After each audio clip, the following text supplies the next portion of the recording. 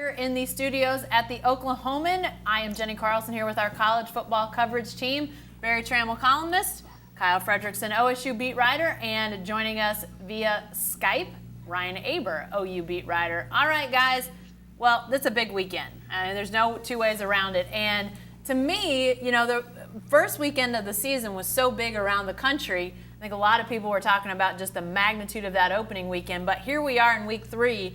Great matchups around the country of some of the best teams, and obviously it's the best weekend here for sure. And it has to start with this Oklahoma-Ohio State game. Barry, let's talk about Ohio State first of all.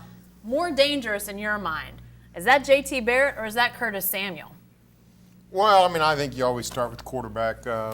Samuel, obviously, they put him in the slot, hand him the ball, throw it to him. He does all kinds of different things.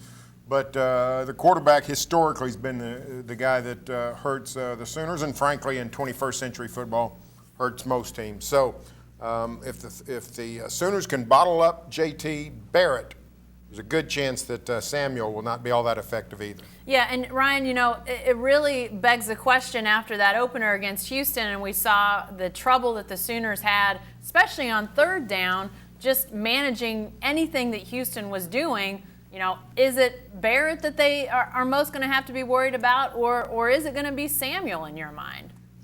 I think in a lot of ways it's going to be Curtis Samuel just because of the way that he does so many different things. I think J.T. Barrett is fantastic, and they have to account for him. They have to keep him bottled up. But if J.T. Barrett's going to make a lot of plays, there's a really good chance that Curtis Samuel is going to be involved in most of those, or at least a ton of them. So they've got to keep an account of where Curtis Samuel is at every moment in this game. Yeah, there's no doubt that the Buckeyes have a ton of talent, you know, and it obviously some big names there too. But, you know, I think when we talk about quarterback play, you know, you've got the marquee names, the J.T. Barrett, quarterbacked Ohio State to an 11-1 regular season record after Braxton Miller gets hurt, and then Barrett gets hurt 2 years ago. They go on to win the national championship with their third-string quarterback in Cardale Jones, and then Barrett and Jones battle it out last year. They split duties ultimately, but 17-2 as a starter is J.T. Barrett. And then you look on the other side with Baker Mayfield, and you know all the preseason hype for Heisman. But Barry, you wrote the other day, or actually today, about the fact that in big games, Mayfield hasn't been his best. That has to change for the Sooners to beat Ohio State. Yeah, you know, Mayfield did not play well at Houston. That's coach's decree. It was okay, but nothing great against Clemson in the Orange Bowl. Was ineffective against Texas. Now, to his credit, he played very well in Waco and in Stillwater, the 2 games that lifted Oklahoma to the Big 12 title. So those were big games. But you know, he's got to play better. He's got to bring his A game in this one, because odds are J.T. Barrett will play well. Ohio State's loaded. If your quarterback doesn't play well in big games, it's very hard to win. Is he the most important Sooner in your mind, Barry? Yeah, I think so. All right, Ryan, we'll throw that question to you. Is Mayfield the most important Sooner, or is it somebody like Samaje Perine or a Parrish Cobb, you know, at that defensive back position where we've seen the Sooners struggle so much to really nail that down? Who has the spotlight on him most? Yeah, I think overall it's got to be Baker Mayfield because of what he does in OU's offense and also what Ohio State does defensively. Ohio State has 7 interceptions so far on the defensive side of the ball. We saw how quickly the tide turned for them last week against Tulsa after they got a couple of pick sixes late in the second quarter. That game became a blowout really quickly. OU cannot afford to have Baker Mayfield make those kind of mistakes. He's avoided those kind of mistakes, at least to this point. They need a really big game from Baker Mayfield. But right behind that, I'm putting the cornerback, whoever starts opposite Jordan Thomas, whether that's Parrish Cobb, Dakota Austin, or Mekhi Quick. They're going to get thrown at within the first couple plays of this game. And if they fail, they're going to keep getting thrown at until somebody stops the Buckeyes. And that's going to be something that could spell doom for the Sooners if they're able to keep picking on that cornerback spot. Yeah, that's a huge area of concern for the Sooners, as obviously now in Game 3 against a great team like Ohio State to not really have that position nailed down. But, Samaje Perine's a name that I brought up a bit ago. And as I wrote last week, they got to run the ball. If they want to throw it well, if they want to, allow Baker Mayfield to operate as well as he can, especially with these wide receivers who are largely inexperienced, by sheer volume. You just don't have that Sterling Shepard out there that he can go to. They absolutely have to run the ball, and I think they've gotten away from it. Now, they obviously last week against Monroe, you saw them run it more, but lesser opponent. They got away from it so much against Houston, and then, sort of had a history of getting away from it in big games. You can't get away from the run. You got to use Samaje Perine. You got to use Joe Mixon if you want to have any hope against Ohio State. And talking about the run game, it's a good segue into this OSU Pitt game, Kyle, because we know that Pitt is going to run the ball. There is zero doubt about that. 341 last week against Penn State. But I think a lot of people, we'll get to that run game here in just a minute, but I think a lot of people obviously, mind is still focused on what happened a week ago. Oklahoma State obviously has to turn the page if they want to have any chance against Pitt and that running attack. But do we have any idea what the impact of that Central Michigan officiating gaffe at the end, how is it going to impact the Cowboys? Well, I think it depends who you ask.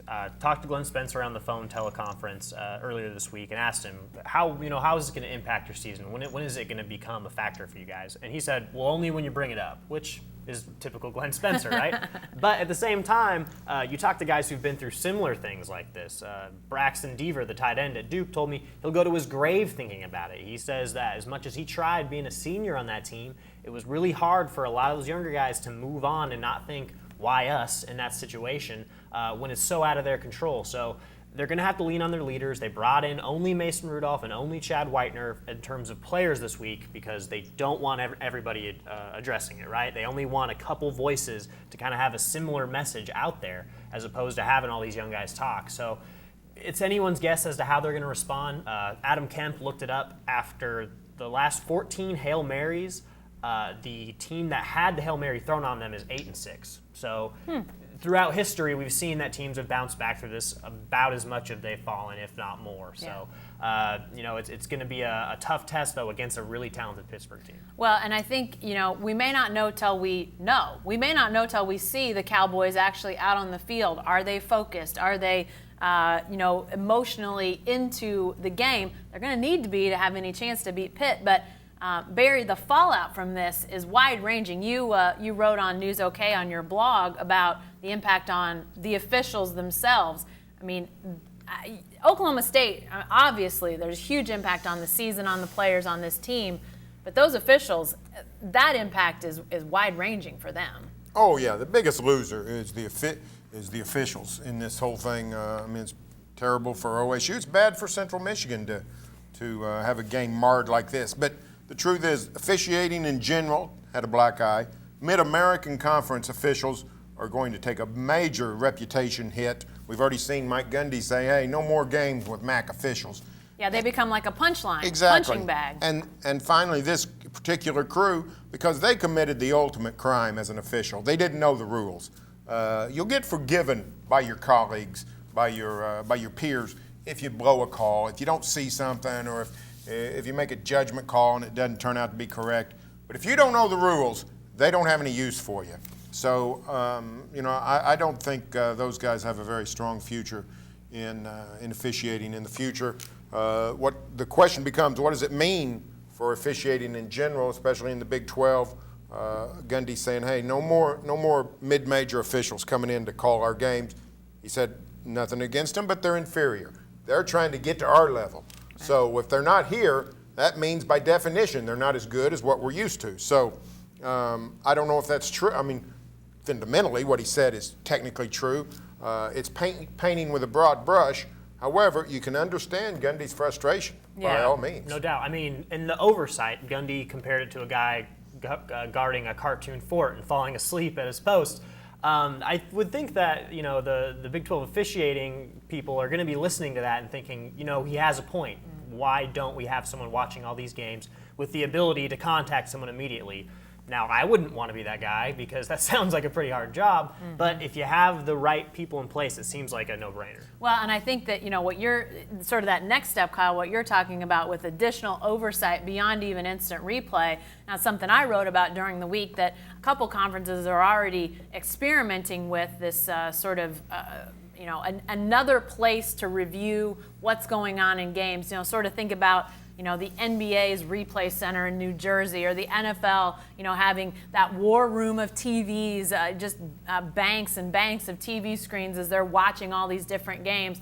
Probably can't be done on the national level for college football. There's just so many different games happening on any given Sunday. It would be a massive undertaking. But by conference, you could see this done to add another layer of oversight. And as I had a chance to talk to Rogers Redding, who oversees the officials for the college game, and he said you rarely have an instance where you have multiple reviews happening at once, or multiple things happening where there's something odd going on or discussion going on. So it's only been 2 weeks that they've had this experiment going on, but so far returns have been good that the officials like having that extra layer of oversight. So that could be something we see enacted, but Barry's right. If you're an official, you get paid to know the rules. You got to know the rules. You've got to know the rules, and it hurts those guys, but it also hurts OSU because, obviously they're going to have this cloud over them. How that plays out from here to the end is anybody's guess. So we'll have to see. But, I mentioned earlier, Kyle, this idea of the Pitt offense and how good it is with that run game. It's another style of offense in addition to being as good as it is. So what's the task for Glenn Spencer and this defense going to be on Saturday? Well, I think to start, the weather might even be a factor that's going to prove to be beneficial to the run game. It's going to be raining. It might not be a day where passing the ball is going to be a great option for these guys. So, with James Conner, they have a back who's kind of a do-it-all guy who's really been strong in his past couple games after recovering from cancer treatments. It's an incredible story. Even Gundy, kind of gave a tip of the hat. You got to give a guy credit who's able to overcome something like that. But they have a lot of depth on the defensive line. That's been an area of strength. I worry about the linebackers, though. When you lose a guy like Josh Maben, who was that number 2 behind Whitener, that's just another guy of depth who can't go in and rotate in there in terms of keeping those guys fresh. The good news for the Cowboys is that this is a pro-style offense where they're going to be huddling up, and they might run 60 snaps. A huddle. Which, right? Amazing. So, there's going to be an adjustment to that. Really interesting contrast of styles here. Just hard-nosed, kind of classic East Coast football versus the spread in the South. And, we could talk about matchups for days, how this could benefit or hurt either side. But it's really just going to come down to OSU being able to stop the run and Mason Rudolph making plays. Yeah. Kyle brings up a great point, this weather situation. By the way, you're watching Football Friday here on NewsOK.com, talking all things OU, OSU for these 2 big games, non-conference games this weekend. Ryan, Kyle brings up a great point about the weather. How might that impact things in Norman, even into the crowd, which has become a big talking point as the Buckeyes head into Norman? Yeah, it better be loud there because Ohio State is very good on the road, especially under Urban Meyer. And OU, it's been a while since they've had a really loud, rowdy crowd. I talked to some fans yesterday, mainly in reaction to what Ty Darlington, OU's former center, wrote.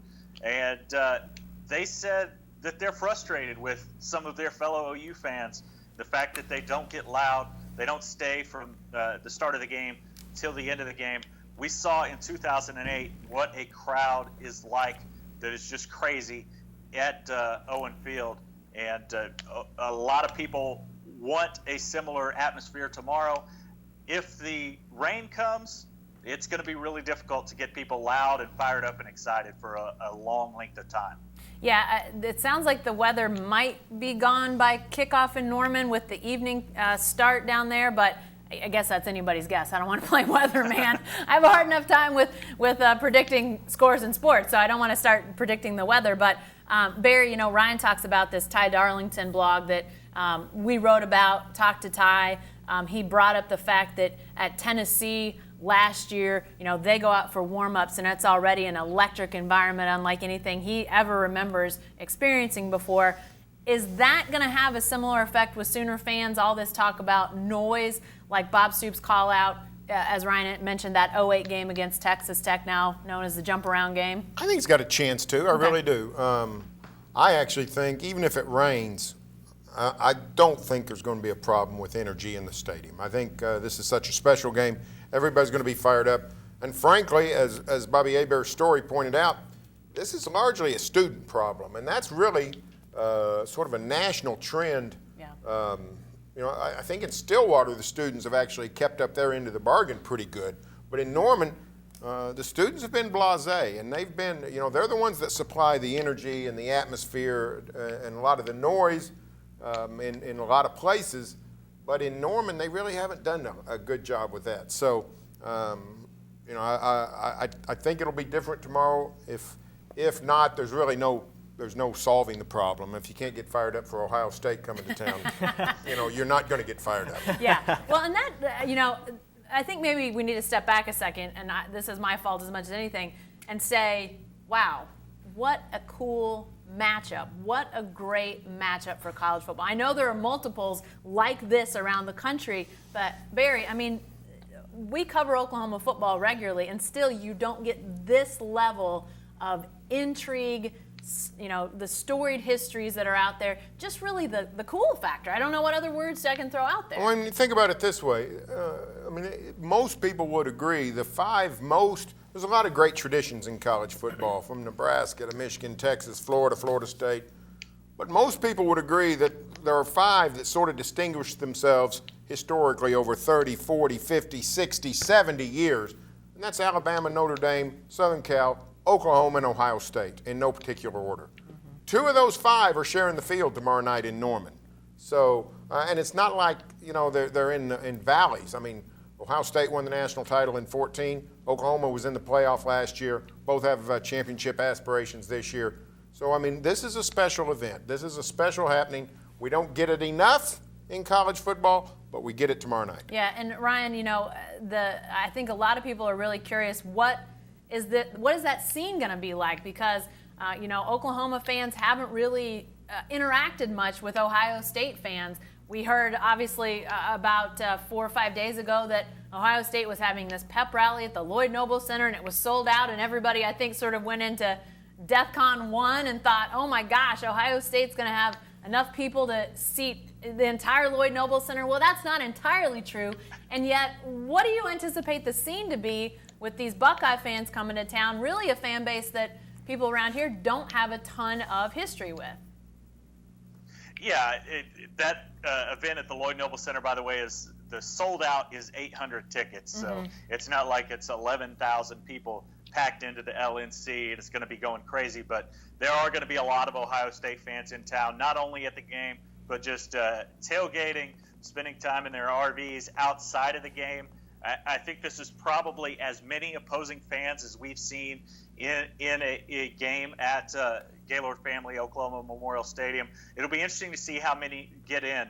A very optimistic Ohio State fan said yesterday in Brooke Pryor's story that there might be up to 25,000 fans. I don't see that happening as much as money talks when you're wanting to sell tickets and buy tickets, but there's going to be a lot of them. Similar to Tennessee a couple years ago, similar to Notre Dame. But I think the atmosphere as far as the fans getting together is going to be much more similar to what we've seen with Oklahoma, Notre Dame, Oklahoma, Nebraska, back when that series happened every year.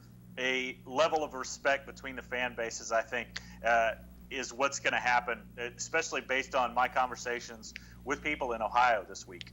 Yeah, and another interesting factoid to come out of that story that Brooke wrote was one of the Alumni Association reps saying that there were no direct flights a few months ago between Columbus and Oklahoma City, and now it looks like some airlines have added a few for this weekend, but they're gone after that. So sort of the recognition that people want to get from Columbus to Oklahoma for this game. But Barry, Ryan brings up the point that sort of you anticipate Oklahoma fans and Ohio State fans being pretty collegial. Is this kind of Alabama fans getting together with OU fans? That's what it sounds like. Okay. That's what it sounds like. And, back when OU and Alabama had the series 02, 03, and then played in the Sugar Bowl in 13. We did a lot of stories. There was a lot of talk about the similarities between the programs.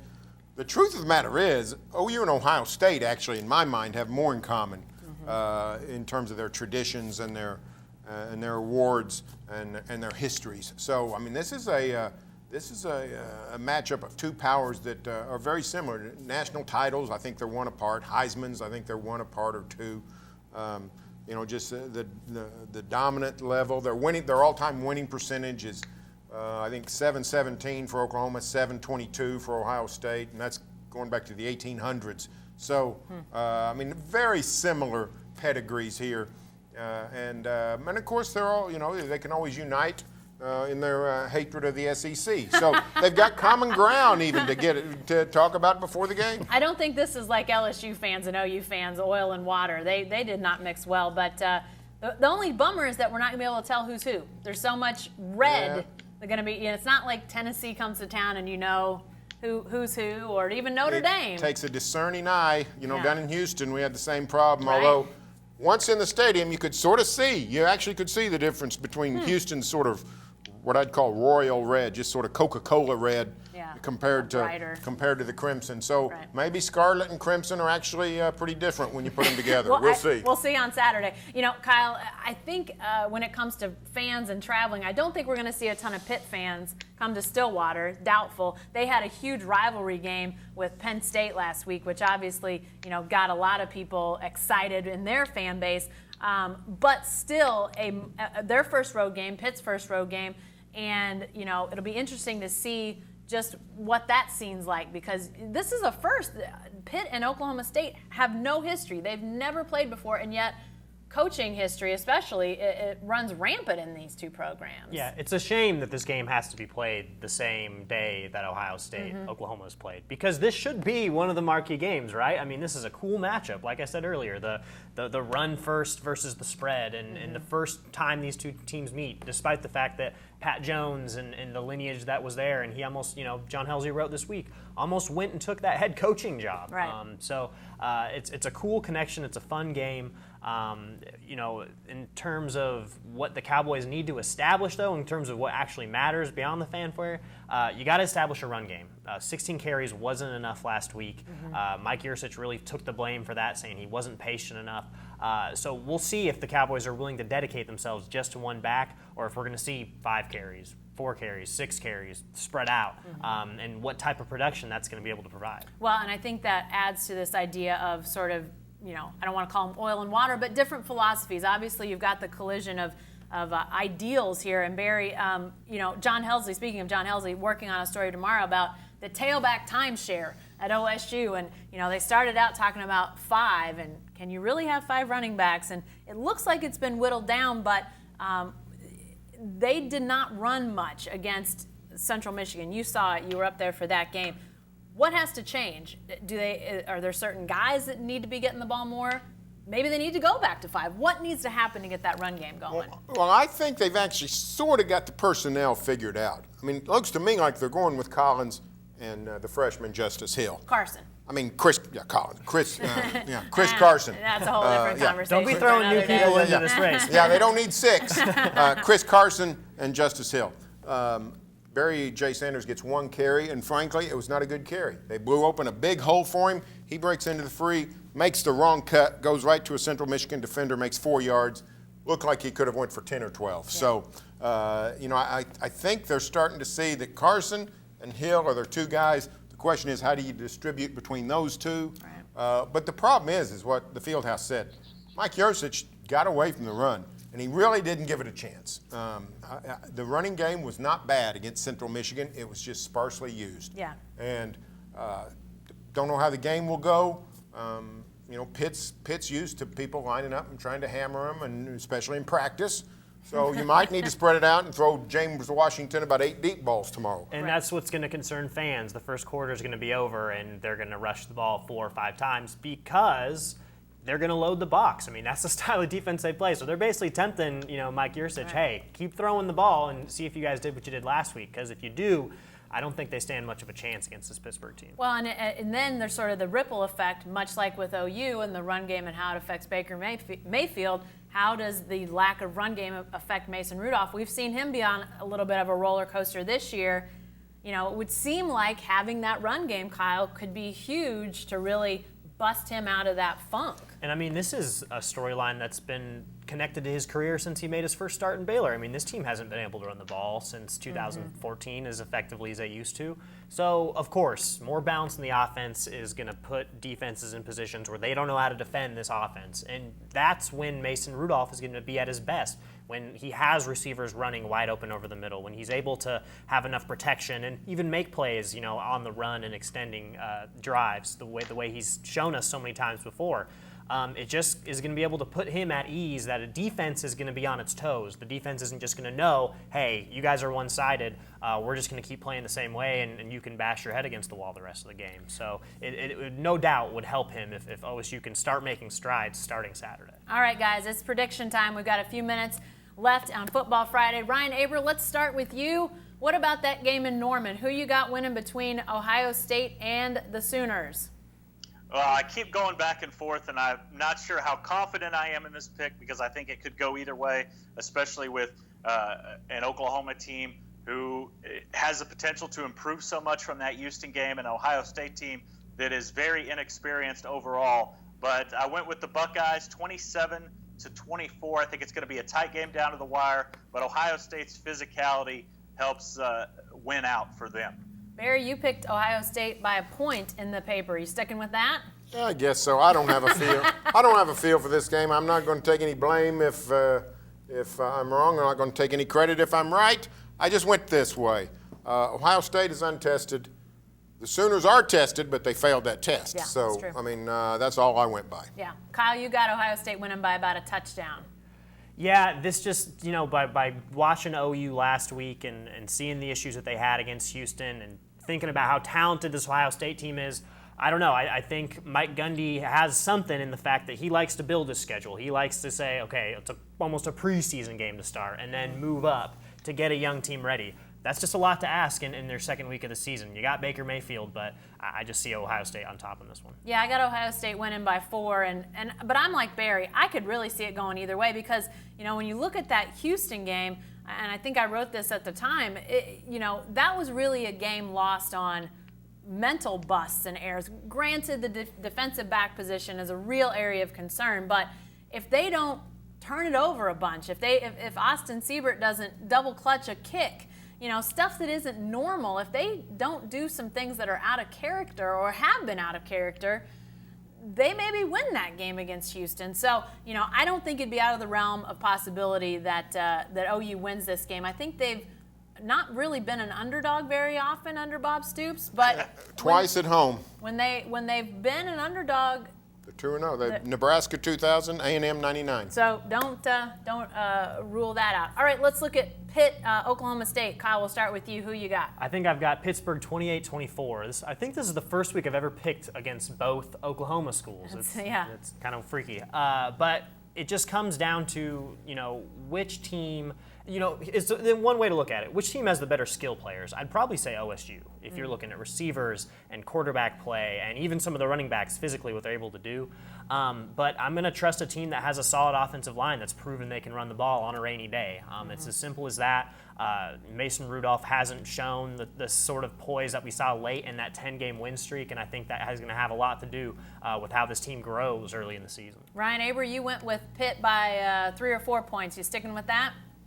Yeah, I picked Pitt 32-28, I think was the score. And for all the same reasons that Kyle mentioned. Now, if Mason Rudolph is able to find James Washington and he becomes that big part of the offense that we expected, then it could go the other way. But I'm interested to see, win or lose, how OSU responds after what happened last week. Barry, you are the 1-point winner picker this week. You also picked Pitt to win by 1. Of course, I picked both Ohio State and Pitt to win by 4. So maybe that's a lack of confidence on our part, right? Is that what that's saying? Something going on here. But why Pitt, Barry? Most fundamental of reasons, I needed a Big 12 upset special. And He's Cowboys are honest. 6.5-point favorites, which seems high to me. Seems high, yeah. So, I mean, that gave me, Pitt's a pretty prime candidate to pull the upset then. So that's really what it was. Like I said, I was just flipping coins on OU and Ohio State, and on this one, I just had a reason to pick Pitt, so I did. I'm also going with Pitt by 4, as I mentioned earlier. But I think it's a matchup to watch that may have gone a little under the radar, and rightfully so. We've been writing so much about that Central Michigan mess that we maybe haven't focused as much on the finer details of this game. But the OSU defensive line playing spectacularly in the first 2 games. They've been disruptive. They've been really stellar. A group that we thought was going to be good going into this year, and they have been. But look at Pitt's offensive line. I'm going to give you that look in our paper tomorrow, but they've got 3 guys on preseason watch lists, and their smallest guy is 6'4". They are huge, and they are talented, and they are experienced. Watch that matchup. That could really be a telling tale in that game on Saturday. But lots of fun football to watch on Saturday. OSU Pitt at 2:30, OU Ohio State at 6:30. And be sure to stay with the best coverage team anywhere at newsok.com and every day in the Oklahoman.